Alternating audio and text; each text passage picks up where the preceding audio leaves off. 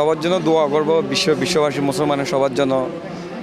আর দেশের পরিস্থিতি সার্বিক সব যেন ঠিকঠাক থাকে, ওইটার জন্য সবার জন্য দোয়া করবো, ফ্যামিলির জন্য, সবার জন্য, আত্মীয় স্বজন।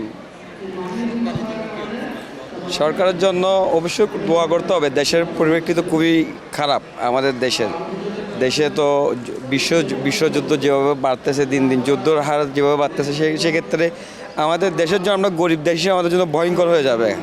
হয়তো সামনের দিকে আরও খারাপ দিকে আসতেছে।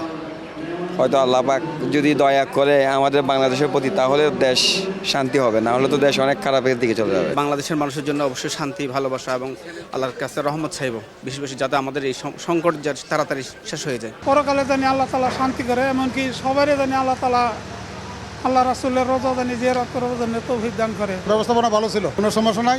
আল্লাহর কাছে দোয়া করবো যে আল্লাহ আমাকে তুমি নাজাত দিও, বিশ্ববাসীকে নাজাত দাও, বাংলাদেশকে নাজাত দিও, বাংলাদেশের জন্য কল্যাণ বই আনো।